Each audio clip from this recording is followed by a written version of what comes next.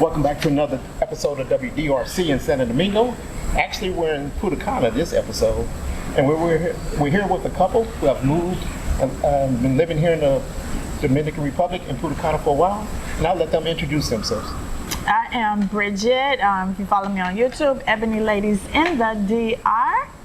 I'm Davlin, and I'm her husband. So, tell the audience a little bit about yourself. Where did you live before? Did you go to any other countries, foreign countries, before you decided? And what made you decide on the Dominican Republic? Okay, all right, that's a lot, but I'm gonna shorten that, refer y'all real quick. We did a lot of homework. We chose the Dominican Republic because of the cost of living.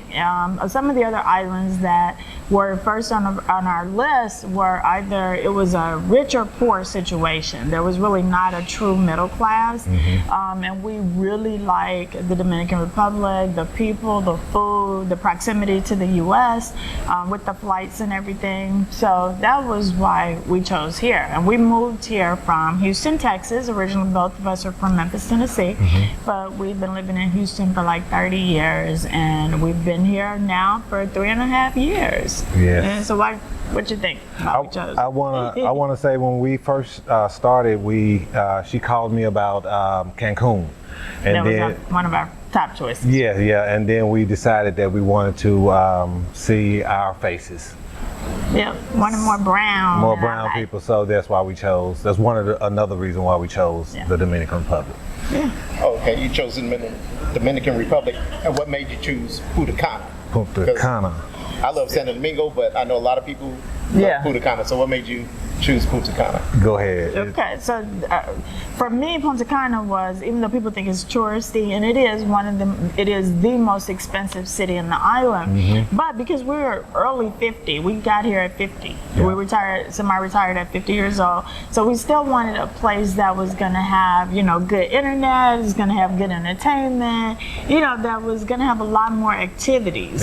Because I could easily live like in Barcelona. I could easily live in Jarabacoa, because those places are beautiful. They're amazing. But Jarabacoa is like an hour from the beach. The closest beach was like Santiago.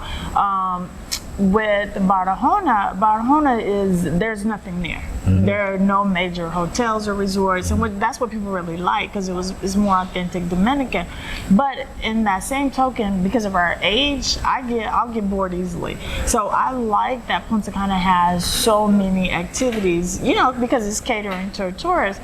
But where we live, it feels like a community and it feels home. So we don't always feel like we're in the mix of tourist season. We actually started out thinking about Cabarete and Sosua, but then we saw that that part of the island was for, to me, people that were 65 and older. Yeah, because it was definitely really, really laid back. It was really laid back, and that's kind of where we was going at first, laid back. But then we knew that we were still young, that we still wanted to be in a vibrant type of community, and then the Wi-Fi, of course, the city, the Wi-Fi, the internet, we'll and everything. Have it, we were seeing posts about people, the Wi-Fi's down, internet goes out.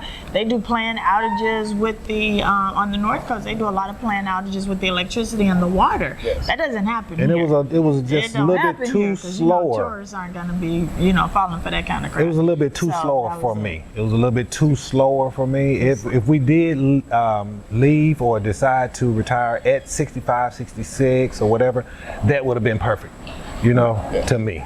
And then Santo Domingo, out of the question. That is a mini New York. That's a mini Houston. That's a mini Miami. All of the traffic. Wait a minute. There's so much traffic. But wait a minute. And it's so busy. I describe Santo Domingo as Manhattan at 12 o'clock. All the time. All the time.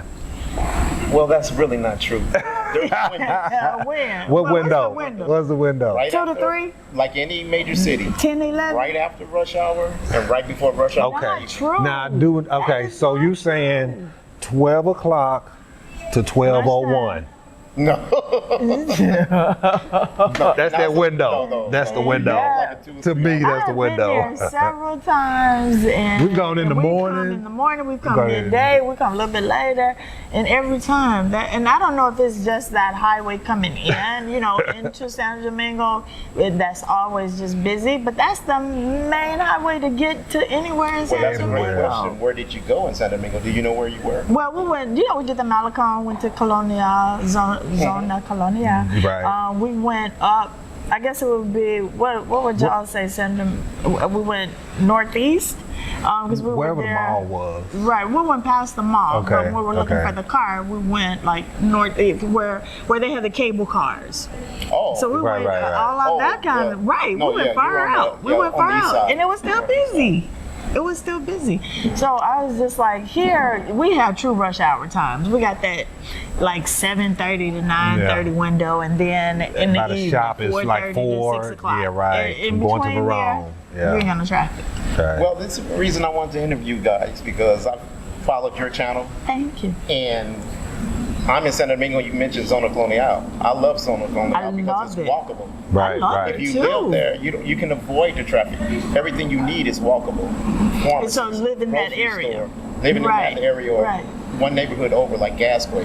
Now, when you get down to Piatini, Naco, yes, it is very congested. How often do you have to go in that area? Is that an area that you have to go in just for certain things?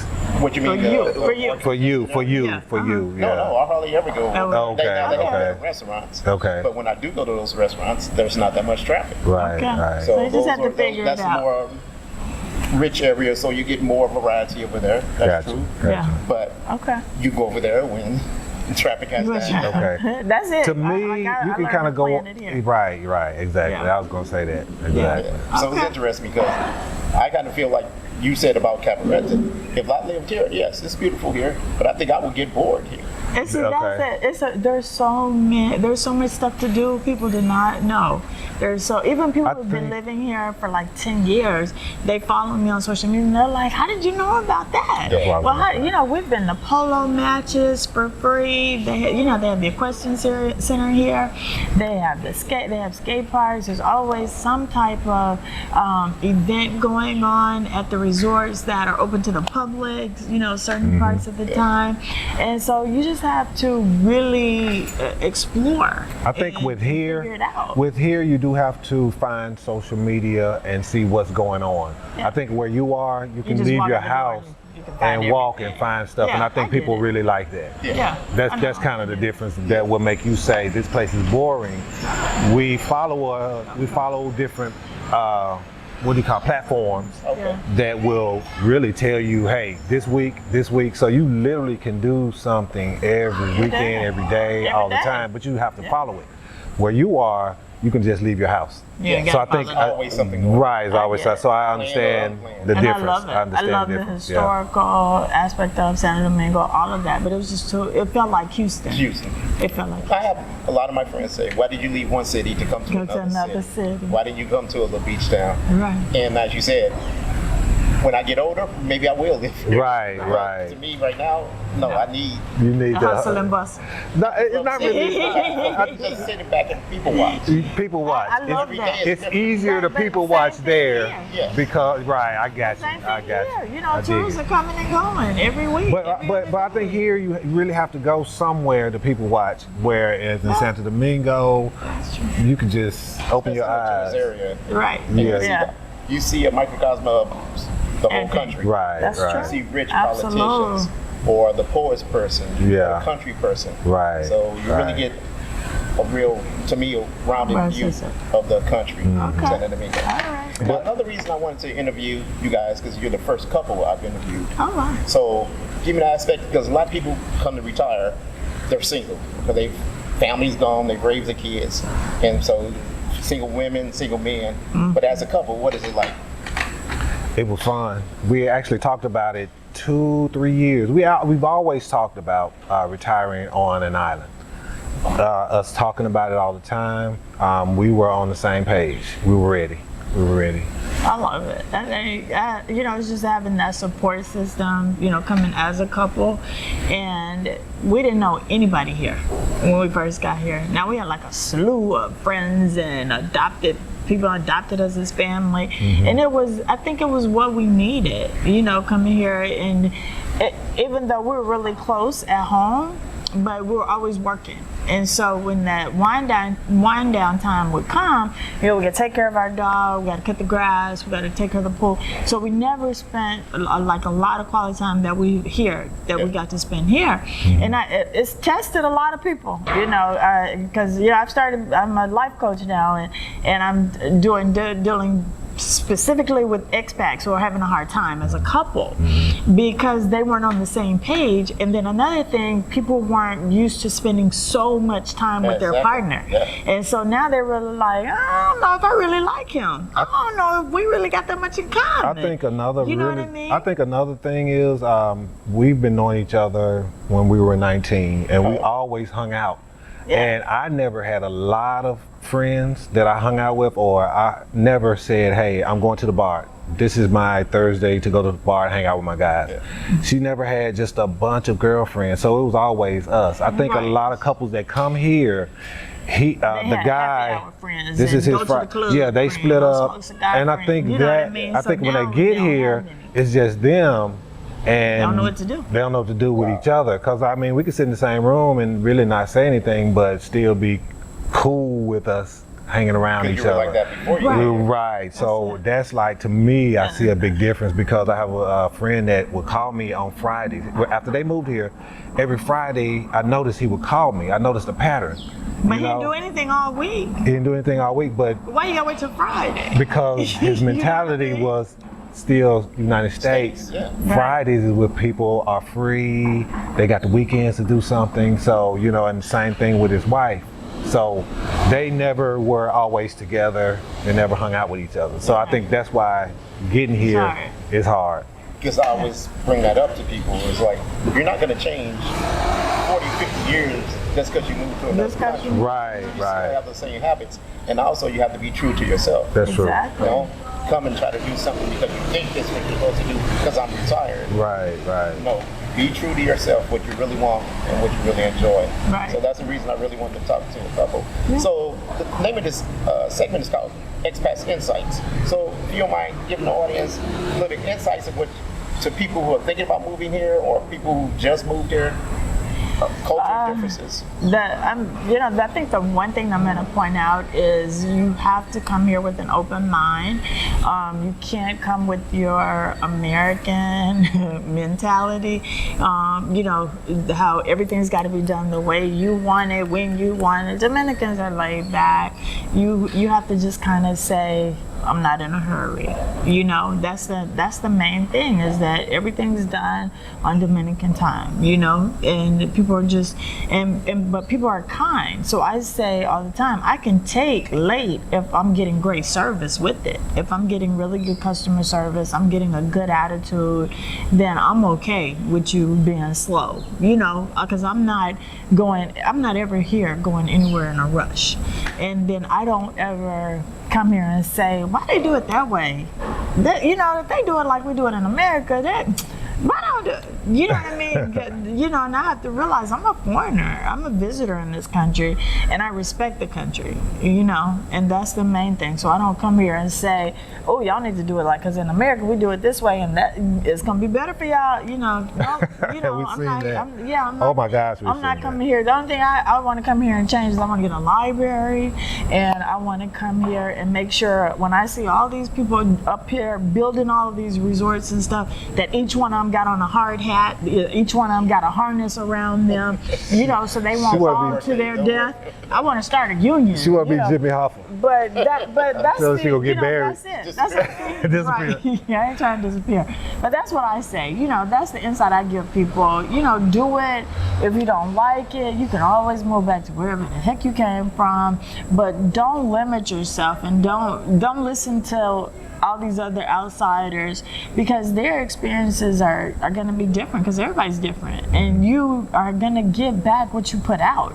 So if you're an a-hole and you're coming out here and mistreating people and doing all that, that's the treatment you're gonna get. Because people always like, main thing people say on my channel is, y'all make it look so easy. Y'all have so much fun. Everybody nice to y'all. Y'all don't experience discrimination. None of that. Because I don't put that kind of energy out there in the world. Period. Didn't do it in the States. Didn't come here to do it. You know. And then you can't. A lot of people think it's just Europeans and Canadians that come here and act entitled. Woo. Black Americans come here and act just as entitled.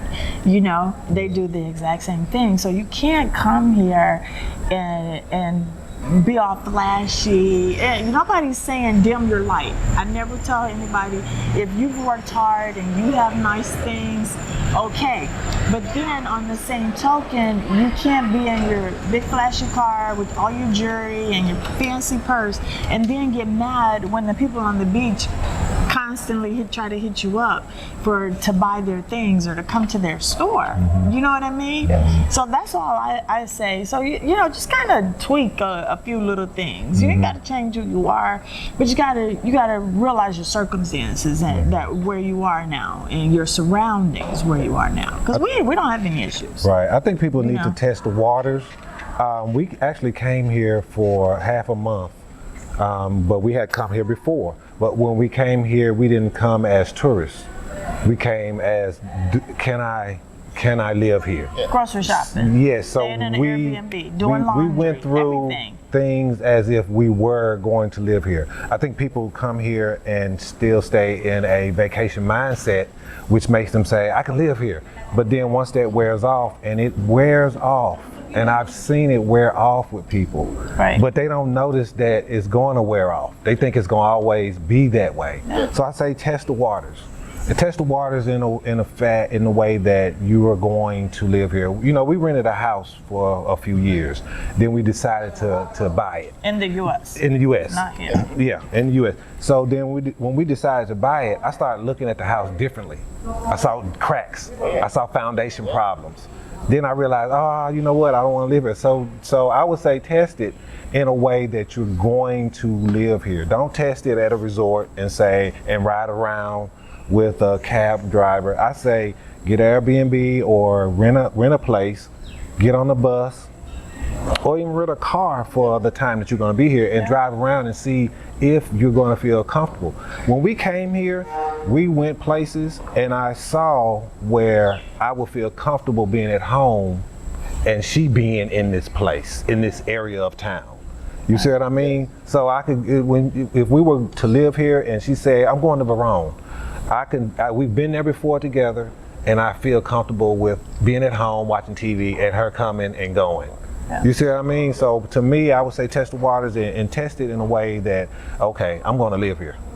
I'm going to be in the trenches. Great advice. Before you just say, they did it, I'm going to do it. Yeah. You didn't stay with us every day. You weren't with us every 5 minutes when we had bad times. Yeah. But every time we've gone through something negative, we've always found the positive out of it because there is something positive out of everything negative that we've gone through. That's why you're here. That's why we're here. That's why it looks like we making it look easy. Yeah. You see what I mean? Yeah.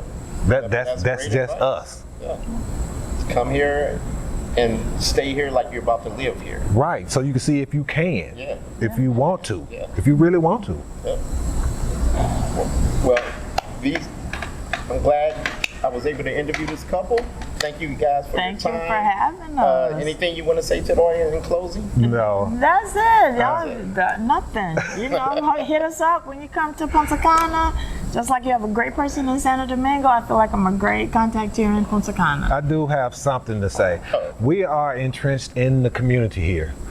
We are working with the boys. We're working with the boys basketball team. We're working with the orphanage girls orphanage. We do a lot of and we're trying to raise not money, but we just need things. You know, there are guys that play basketball with no shoes on, so we're just trying to raise money. So we are not just here hanging out as expats, we're trying to be a part of the community. Yeah, so we really are. When people come, we want them to just reach out to Ebony Ladies in the DR.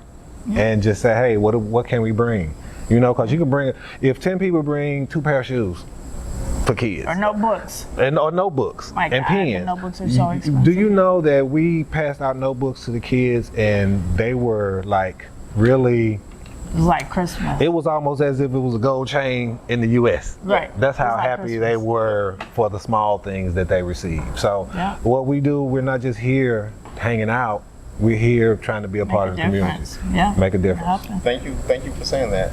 Because I did see your, I think you did on Yeah, your Ebony the Ladies gold. Right. about the donation. Right, right. It's So going I'll good put a too. link to her YouTube channel also, so you guys can go on there and contribute also. So once again, thank you guys for Thank you your for time. having Yeah, thanks for having us, man. Appreciate it. So make sure you like and subscribe to WDRC in Santo Domingo.